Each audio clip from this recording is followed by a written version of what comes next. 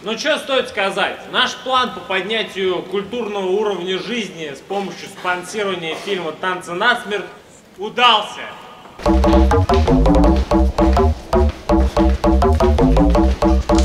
А поэтому логично продолжать спонсировать эту студию и дальше, блядь.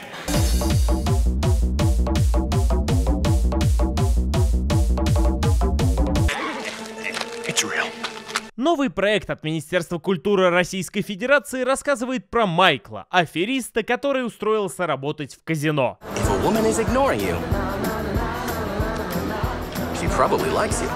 Чуете?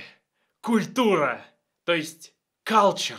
Фильм снят на английском, но продублирован на русский. Все это сделано для того, чтобы захватить как можно больше рынков, продав права на прокат. Достойный ли это проката фильм? Давайте же узнаем. Майкл отработал 3 месяца в казино и теперь хочет ограбить заведение. Суть аферы в следующем. Майкл взрывает аппараты для карт, чтобы было красивое слоумо. Фу. Кроме этого, он использует полость для кубиков, о которой, видимо, никто не знал, с целью заменить оригинальные кубики и использовать магнит. Диана думала, что я подхожу к столу для крепса полюбоваться на нее.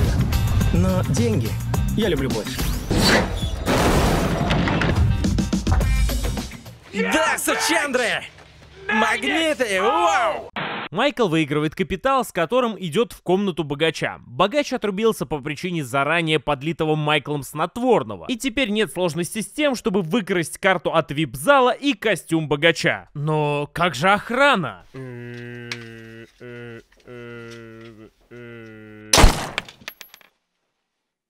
Шаг 4. Лифт. То есть лифт для перевозки денег никак не защищен? Я надеюсь, вы его перед запуском хотя бы осветили. Майкл без проблем едет с охранником, который перевозит горы денег в открытую служебном лифте, и в нужный момент вырубает свет, дабы эти деньги своровать. О, Господи! Да вы что, издеваетесь? Я пролетел 3000 миль не для того, чтобы торчать в сломанном лифте! И потом еще без света остаться! Да, что ж, это просто неправильно. Не так ли? Но это еще не вся афера, ведь Майкл садится играть за стол с большими вип-дядями. И это вам не 11 друзей Оушена, где всех випов знали в лицо. Тут Майклу достаточно одной карты, чтобы пройти в высшую лигу. И моя логика с разумом вновь говорят. Который раз сбили с ног. Шаг 5. Современные технологии. Ах ты ёбаный ублюдок. Ёбаный ублюдок. Соперник должен быть уверен, что удача на его стороне. Тогда он будет ставить еще больше. Серьезно, никто не заподозрил Майкла ни в чем? Я не знаю, как можно было сделать это ограбление еще тупее? Там НЛО! Я пас. Пора заканчивать.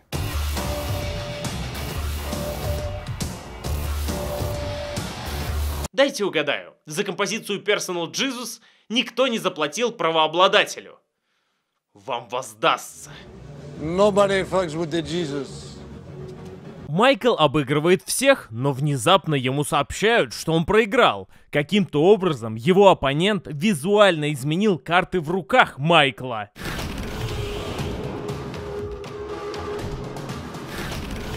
Они называют его четвертью. Отлично. У них метрическая система. Они вообще нихуя не понимают, что это Ну такое. так ведь не работает, да? Герой настигает оппонента, но тот вновь использует неведомое колдунство. Где мои деньги? Что это? Что это такое? Я подобное видел на заседании Минкульта, когда выпрашивали денег на этот фильм. Я вам точно говорю, наш фильм помогает развитию культуры. Более того, он поднимает культуру с колен. В итоге герой попадает в лапы главного злодея, хозяина казино, который проводит пытки в каком-то знакомом месте. Ты украл у меня не просто 5 миллионов. Ты вернешь мне все украденные деньги. У тебя есть 1 неделя. Чего? Ладно, неделя. То есть 7 дней с этой минуты? У меня часы сломаны, как мне узнать точно? Не парься, через 7 дней с этого дня.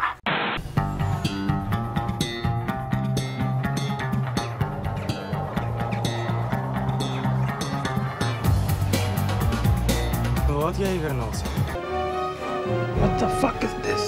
Нет, серьезно, что это за херня? Это игровой дом-самолет в дремучем лесу?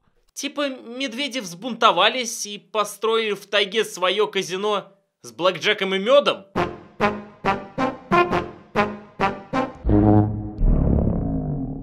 В казино Майкл находит старого друга, и внезапно выясняется, что против Майкла тогда действовал телепат. Благо, хозяин казино самолета все это изучил. Ой, как удобно. Мы все связаны через общее подсознание из мыслей всех людей, живых и когда-либо живших. Те, кто обладают сверхъестественным даром, способны выходить из своего сознания, управлять этим миром. Доступ к космическому банку имею только я, единственный представитель бриллиантовой расы на Земле. То есть существует некий мир дверей, ведущий в подсознание всех когда-либо живших людей? Я собрал все про сверхспособности и их обладателей. Брось, Леон. Ты что, издеваешься? Леон, ты вообще уверен, что это реально? Обыграть казино можно. Способностями этих ребят. Протянули руки. Дух квартиры, отзовись! Дух квартиры, отзовись! Дух квартиры... Ой, двигается, смотрите. Нет, серьезно, как за 3 сцены, за 1 минуту повествования, полный скепсис сменился на слепую убежденность. У Майкла что, суперспособность к переобуванию? Эта бабуля читает мысли. Может пригодиться в покере. Невероятную способность к чтению мыслей использовать в каком-то покере? Серьезно? Дальше что? Телекинез использовать для переворачивания кубиков? Но этот парень может двигать предметы. Значит, он мог бы двигать, скажем, кости? Росомаха, у тебя есть регенерация, и она нам очень понадобится. Будешь насаживать червей на крючок. Пиро, ты способен создавать огонь, а поэтому будешь поджигать плиту, когда закончатся спички. У меня до сих пор газовая. Ртуть, ты очень быстрый, а поэтому будешь убирать говно за кошкой, чтобы запах по квартире не успел разнестись. Майкл начинает собирать команду для ограбления казино и первым посещает обладателя телекинеза. Это Эрик. Мажор. Ну, в смысле, сын известного бизнесмена. Нет, это Аристарх Венес. Венес творения актерского играет Эрика. Эрик пробухивает деньги и не собирается работать. Деньгами ты его не увлечешь. Я спасу тебя из башни из стекла и бетона, открою прекрасный, дивный мир, где твои таланты высоко оценят. Битва экстрасенсов? Хотя нет, там же нужны просто мошенники, без суперспособностей. Или оставайся папенькиным сынком. Это Тони. Стоп, стоп, стоп! Какого хрена он согласился? Что Майкл ему предложил? Участие в псевдо-голливудском блокбастере? А, нет, просто я пропустил классический метод убеждения. Или оставайся папенькиным сынком. Твой отец домогался тебя? Твоя мать шлюха? Это Тони. Нет, это Стычкин. Господи, вы с Венесом подписываетесь на любое дерьмо, лишь бы оно на английском было? Видимо, да. Стычкин играет русскую версию Электрофореза. А с камерами он справится? Он может отключить электросейф с деньгами. Зачем париться? Тихо-тихо, нам нужны камеры. У меня есть для тебя предложение. А это Тамара. Стоп, а как Тони согласился на ограбление? Тем более вы сказали... Тони работает таксистом. И немножко трусоват. Ну нахер это ограбление? Я согласен! Кевин, он гипнотизер. И сумасшедший. Но у него аутизм или что-то вроде этого. Юрий Чурсин. Прям обидно тебя здесь видеть. Ты же хороший актер. Как же так вышло?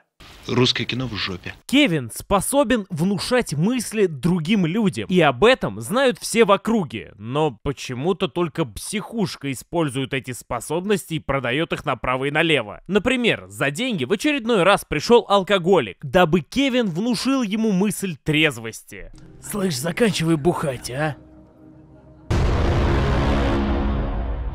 Он приходит к тебе не впервые. Как напьется, бьет свою жену. Ты внушаешь ему, чтобы он не пил, но эффект временный. А внуши ему любовь к игре. Азартные игры позволят ему выплескивать энергию. Он перестанет пить, перестанет бить жену, и тогда все будут счастливы. За то, что я проиграл все деньги в казино, лично ты сейчас получишь. В ебало, в грудак или в пах. Поехали! И в грудак, и в ебало. Иди сюда. Герой хочет увести Кевина, правда сам Кевин этого не хочет. Я должен помогать людям.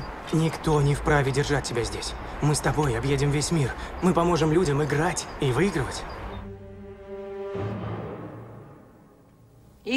Он же подонок. Кое-как обманом Майкл завлекает Кевина в свою команду, в то время как венец творения общается со съемочной группой фильма «За гранью реальности». И тут охрана сумасшедшего дома начинает что-то подозревать. Но герои успевают сесть в машину скорой из GTA и свалить.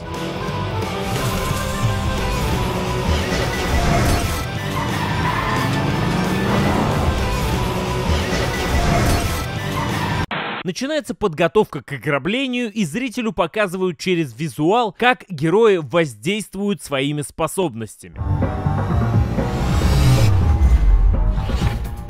Окей, let's rock, baby! Woo! Let's rock. Это будто шкала крутости. От 0 до 10. В какой-то момент все выходит из-под контроля, и Кевин ослепляет крупье. Пока я их контролирую, они справляются, но... А нельзя их как-нибудь усилить? Ну, прокачать немного. В смысле усилить? Чтобы вместо слепоты он сразу бошки взрывал? Оказывается, имелось в виду немного другое. В команду нужен человек, который способен читать мысли нескольких людей, и при этом направлять им в головы свои мысли. Благо в списке людей со сверхспособностями, который сформировал хозяин казино, именно такой человек находится. Полистай дальше этот список. Я уверен, там будет Супермен. Этим человеком является Ванга 2018, и ее нелегко достать, ведь именно ее на момент приезда Майкла преследуют спецслужбы. Так, стоп. А дабстеп в 2018-м вообще моден? Конечно, как и тектоник.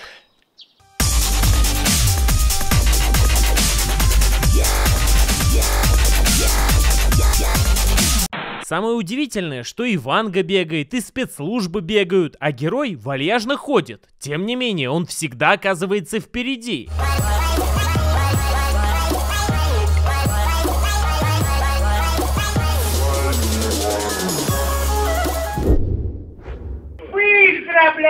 Майкл пытается затащить Вангу в команду, но Ванга же читает мысли и видит перед собой мудофила, а поэтому грубо отказывает.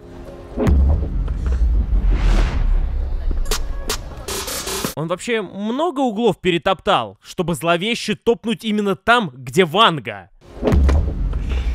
Бля. Да бля. Бля. Да бля. Но подстава приходит откуда не ждали. Героиня не может перелезть через забор. Заперто. Изнутри. Черт! Мы все умрем, мы все погибнем! Благо Майкл опять появляется именно в том месте, куда бежала героиня. В том, что я именно этот фильм нашел среди гор других, больше логики. Я просто учуял запах хуйни. Уже обдумала мое предложение? Какого хрена они так медленно плетутся?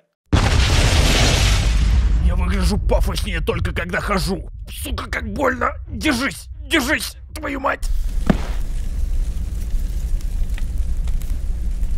Спецагенты начинают бежать, но их останавливает забор. Он для персонажей этого фильма, что вода для назгулов. Тут стоит остановиться с основным сюжетом, потому что есть дополнительный, который рассказывает про Бандераса, и нужен он только для того, чтобы добавить на постер Бандераса. Мы узнаем, что Бандерас не имеет способностей, и Бандерас организовал подставу Майкла. Бандерас, нахер ты здесь снялся? Вы все не так поняли.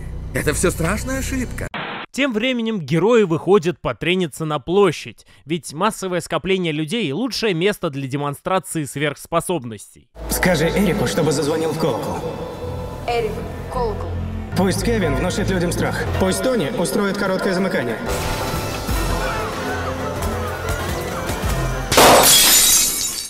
Какой же ссанный CGI! Землетрясение, землетрясение, землетрясение. Здравствуйте, с вами Евгеша Батиков, внимательно слушай. При эвакуации здания поднялась паника, люди выпрыгивали из окон. Есть жертвы.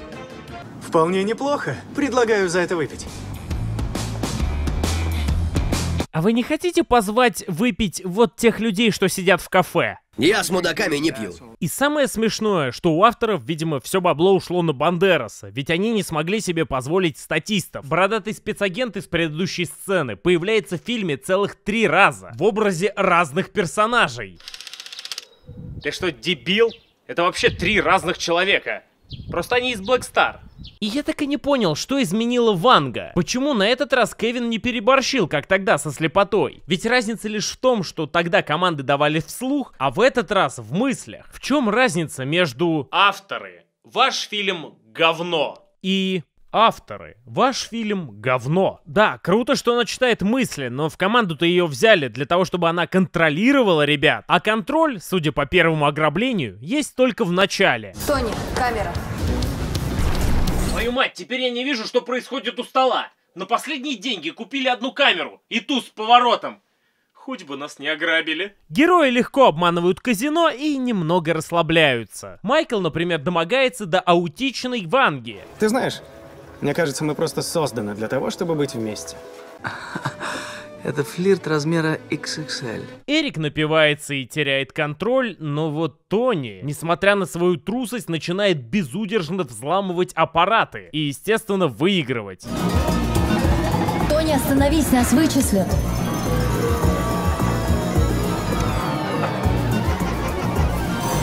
Вау! Ты умеешь управлять электроприборами!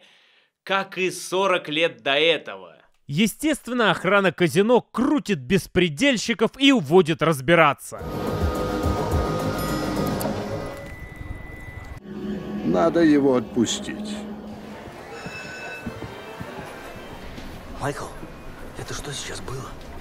А на каком канале у нас камеры с лифтов? Я хочу проверить, не отпустили ли охранники этих нарушителей. На этом. На этом? Серьезно? Нет, блять, это Терминатор 2 и 13 друзей Оушена. Я же сказал, нет денег на камеры. Майкл говорит, что не надо вызывать подозрений и толпиться всем вместе. Поэтому герои в этом же самом казино за одним столом выигрывают огромную сумму и вместе покидают казино. Чтобы ограбить казино с таким уровнем безопасности, Оушену потребовался бы только один друг, с которым он бы поспорил, что ограбит казино после 3 литров водки, с завязанными за спиной бешеной собаки руками, стоя на скейте, с вейпом в очке, напевая во весь голос песни Егора Крида. Естественно, отмечать победу они идут на пляж. Ведь там лучше всего поиграть в крокодила. Гей! О, извини, я не имел в виду тебя лично. Это было больше с точки зрения характера, что ты изображал. Единственное, кто не играет, это Ванга. Потому что ты мысли читаешь. Поэтому мы выбрали играть в крокодила. Чтобы ты с нами не играла, тварь! Естественно, успокаивать ее идет Майкл. Я тут подумал, может еще одно дельце? Мне не нужны деньги. Так почему ты здесь? Сука, ты же знаешь, что сценарист не прописал моему герою мотивацию. Я хер его знает. Давай по тексту. Ты оказался на дне, а теперь за счет других изображаешь собственного спасителя. А ты так и сиди в своем коконе. Мы вас вытащим. Убейте меня. На утро команду настигает таинственная погоня. Попробуй оторваться. Ты вроде способен влиять на электричество. Выруби что-нибудь в машине.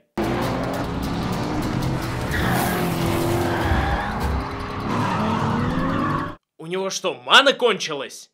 Оказывается, что погоню организовал главгад. Он узнал про суперспособности ребят, а поэтому захотел их взять в рабство. Ну а Майкла, как бездарность, за ненадобностью убить. Ты же вроде способна мысли читать и приказывать на расстоянии, а Кевин способен внушать всякое. Разве нет? Ты можешь влезать в голову и управлять людьми, Ксавьер. Да, но сейчас-то что делать?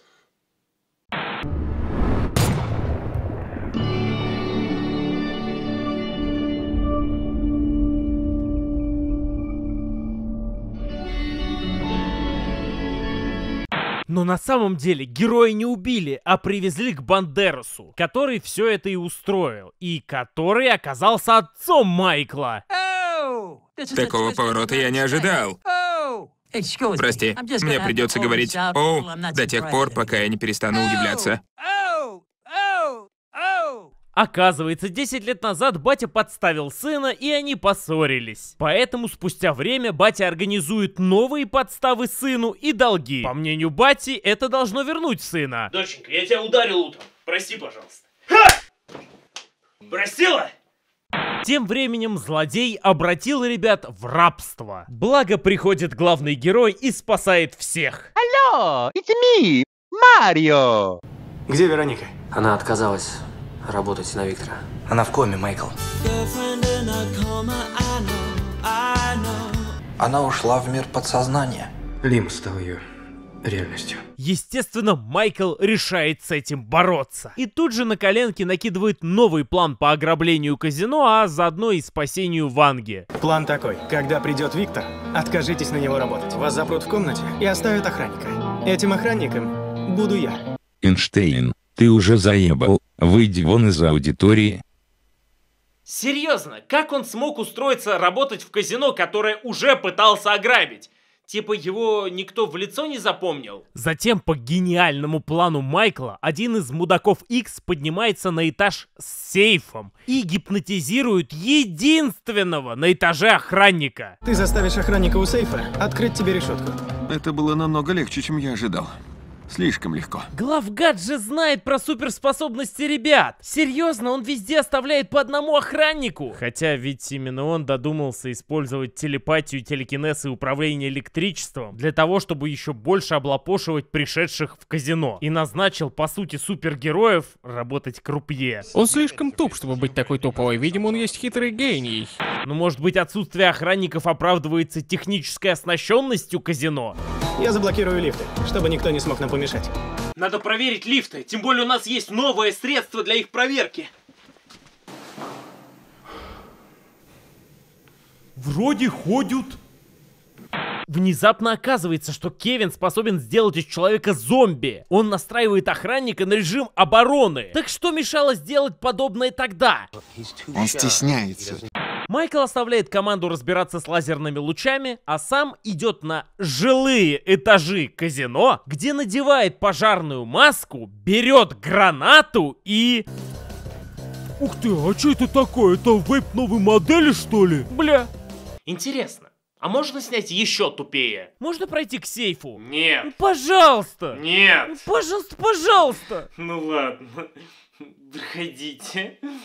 Тем временем ребята уже прошли лазерные лучи, и происходит нечто странное. Эрик с помощью телекинеза взламывает электронный кодовый замок путем переставления внутри замка шестеренок. И поэтому выключается вообще вся система безопасности казино. Защитная система отключена. А что мешало вам сразу сквозь стену пройти? В развалочку подходят охранники казино и натыкаются на плохие эффекты стрельбы и зомбированного соратника, которого в итоге они и убивают. О нет, господи! О нет, только не моего сына! Что же ты наделал? Лучше бы внушили главе банка, чтобы тот перевел огромную сумму денег на какой-нибудь счет. Вследствие этого хотя бы не умер бы невиновный человек. Или внушили бы инвесторам и Минкульту, что снимете хороший фильм и получили бы денег. Хотя нет, тут даже внушения не надо. Я хочу убрать... Ладно? Герои долгое время пытаются взломать сейф и в последнюю секунду успевают заскочить и закрыться. Охрана пытается зайти по тому же замку, что взломал Эрик, но Электрофорез контролирует замок. А нахер нужна была эта долгая сцена со взломом, если он умеет управлять электрозамком? Так, смеха ради. На этом все. Что? Это самое безопасное место в казино. Вот настоящий гений. Он подставил нас всех, парни. Гейм овер.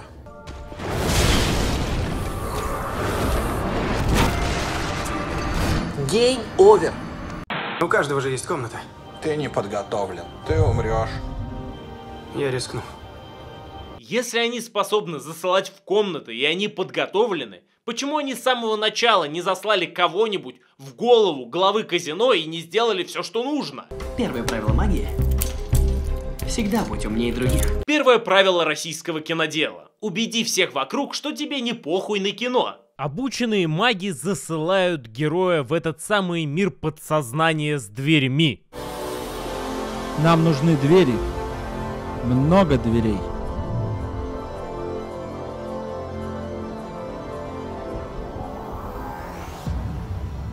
Такие качественные двери еще не делал никто. В этом наше преимущество.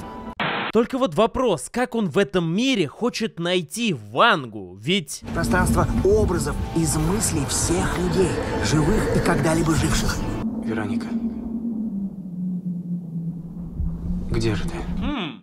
А Вероника редкое имя. И, естественно, Майкл после этого ее находит. Но вот проблема. Она включила режим авторов фильма по отношению к голосу логики. Вероника! Вероника! Вероника! Майкл говорит, что знает, как достучаться, и перескакивает на еще один уровень подсознания. В смысле? То есть сон внутри сна? Видимо, он научился искать двери и использовать этот мир. Может, и мне стоит попробовать? Так, я нашел дверь режиссера. Подхожу к ней. Кладу под нее бумажный пакет с дерьмом. Поджигаю, стучу в дверь, убегаю. Надо же, получилось! И я живой. Вероника, слушай, поверь мне. Слишком поздно. А если так? 3 уровня сна. Да при малейшем нарушении все тут же развалится. Как работает этот мир и куда он углубляется, нам не объясняют, но мы понимаем, что Майкл оказывается с Вероникой в момент погони, говорит, что любит ее, и герои выбираются в реальность. Берите деньги, мы уходим. Да! Ты опять меня обманул. Давай. Верь мне только, когда я лгу. Или иными словами, нюхай меня, только когда я пахну. И вы хотите спросить, почему на выходе героев не ждут дуло направленных автоматов и пистолетов? Оказывается, Майкл среди миллиардов дверей всех когда-либо живших людей без проблем нашел дверь в подсознание главгада и изменил его восприятие. Он внушил злодею, дескать, из сейфа есть еще один выход. Они выбраны с другой стороны. Все наружу, живо. С какой другой стороны? Зачем всем бежать наружу? Типа там огромная дыра будет? Так вроде казино это не сценарий фильма «За гранью реальности». И так как в казино всего 4 охранника, а полицию вызвать не могут... Срочно! Нужно вызывать полицию! Алло? Полиция? Нас грабят! Приезжайте быстрее! Алло? Алло? Герои выходят из хранилища, и никто им не противодействует. Манипулируя сознанием человека, ты изменяешь его реальность. И это последняя часть моего плана. Великолепный план. Просто охуенный, если я правильно понял. Надежный, блядь, как швейцарские часы. Не надо пытаться номинально усложнять сценарий и оправдывать происходящее. Дескать, это все не является магией. Это все план. Он проработан и взаимосвязан. Нет! И тем более, даже если вы выберетесь из хранилища, само казино-то под охраной.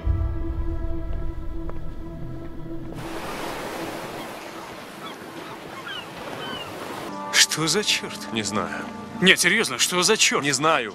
Видимо, блять, охрана убежала охранять другое казино, я хз. На пляже герои отдают часть денег колдуну, который героев и подставил. Почему они вместе? Когда? Зачем? Для чего? Не знаю. У меня для вас есть предложение.